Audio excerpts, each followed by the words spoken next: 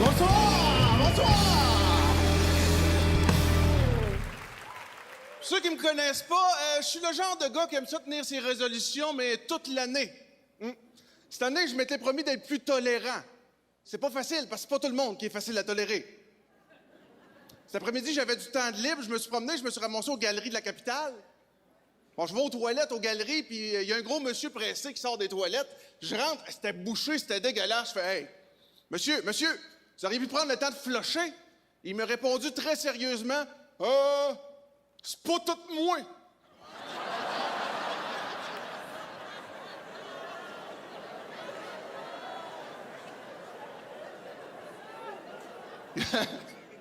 Des petits comportements de même qui sont gossants, hein? J'étais chez des amis en fin de semaine passée, puis on avait du fun, passé une belle soirée. Maintenant, mon ami, elle se met à dire à ses enfants « Vous brossez vos dents? Oubliez pas de brosser vos dents. Elle a brossé vos dents avant de vous coucher. » J'ai compté, elle l'a dit 8 fois. C'est tannant, ça, hein? Elle me semble, moi, mon père, il répétait pas. Mon père disait « Les enfants, oubliez pas de brosser vos dents, sinon je vais tuer le chien. » À la fin, il disait même plus, c'est le chien qui nous watchait. Tu peux plus faire ça. Tu peux plus faire ça. On peut plus faire ça. Faut les laisser apprendre à leur rythme. Hein? Hey, moi, dans le temps, on apprenait vite.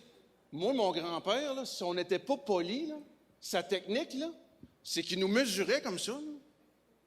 Après ça, il allait dans la cour et creusait un trou de la même grandeur. On apprenait vite. Hey, je me souviens d'un soir à table, on est assis, mon frère a roté. Grand-père, il a donné une claque. Ma soeur a parlé à bouche pleine. Grand-père, il donne une claque. Souper fini, j'étais content, tu sais. Il se lève, il passe en arrière de moi, il me donne une claque. Je suis comme, « Hey, j'ai rien fait. » Il dit, « Non, mais tu viens d'apprendre l'égalité. » Il savait faire passer un message. Il y en a qui sont bons pour ça, hein? T'as-tu vu au Mexique? Ils ont passé un message. Cette année, ils ont pendu 22 députés. Oh, il y a trop de corruption, cette année. Ils ont débarrassé de 22 de leurs élus. Attendez pas, j'ai rien ajouté. Je veux juste que nos élus sachent que ça se fait.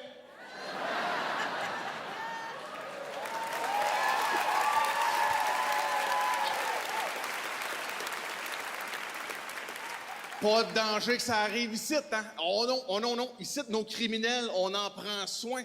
T'as-tu vu le médecin à Montréal? L'anesthésiste, que pendant que ses patientes étaient endormies, lui, il en profitait pour les taponner. Et là, il y a 15 de ses patientes qui portent plainte. 15 qui s'en rappellent. Désolé de te l'avouer, mais en plus d'être un pervers, t'es pas le meilleur des anesthésistes.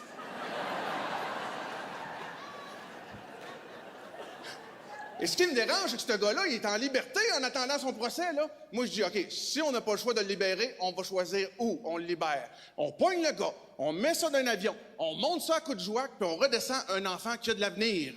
Ça devrait être ça, le plan en or.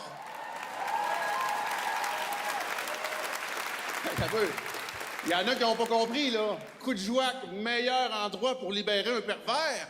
Comme dirait le grand-père de Boucard Diouf, l'homme a moins de misère à s'abstenir quand il fait trop fret pour se la sortir.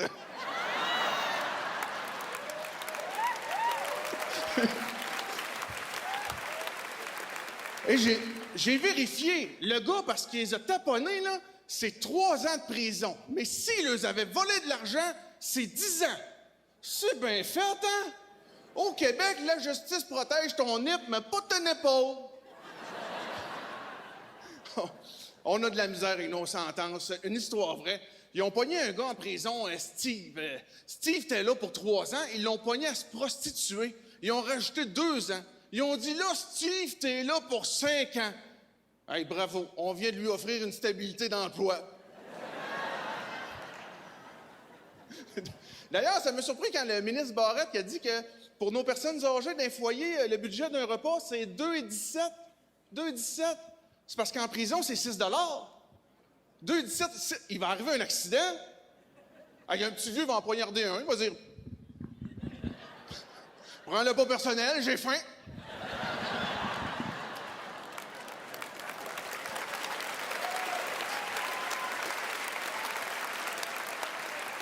Et pour arriver dans le 2-17, on l'a vu, là, ça fait quelques mois qu'ils leur servent des patates en poudre. Du Kool-Aid de patates, hein? Faut qu'ils arrêtent de couper. La prochaine étape, c'est une photo de patates. Ils sont pas bons pour prendre des décisions, ils sont pas bons. Là, ils veulent légaliser le pot, hein? Mais ils savent pas. On va-tu le vendre dans les dépanneurs? On va-tu le vendre à SAQ? T'arrêtes pas de parler de la solitude des personnes âgées, vends ça dans les foyers. Ça va leur faire de la visite, du financement. Ça pourrait même être ça, le slogan. C'est cool d'aller voir grand-maman depuis qu'avant.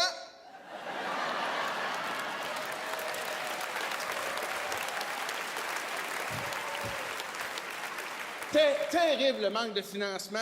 J'étais en spectacle à Rimouski cet hiver quand la nouvelle est sortie. Hein? Un foyer, ça faisait 1 an qu'il n'y avait pas eu de bain. 1 an, décision sécuritaire. C'est pour éviter les accidents de bain. Puis ça fonctionne parce que maintenant, quand ils tombent, ils se font pas mal. Non, ils collent ces murs. Je sais, c'est terrible, mais c'est pas moi qui prends les décisions, c'est le ministre Barrette. Oui, et d'ailleurs, attends un peu. Ce soir, je voulais dire une chose. Je suis là pour dire une chose. Pas prendre soin de nos personnes âgées. Personnellement, je trouve que c'est pas poli. C'est ce que j'ai fait. Je suis allé sur Internet, j'ai vérifié. Le ministre Barrette, il mesure 5 pieds 4 pouces. Fait que je suis allé dans la cour chez nous et j'ai fait un trou de la même grandeur. C'était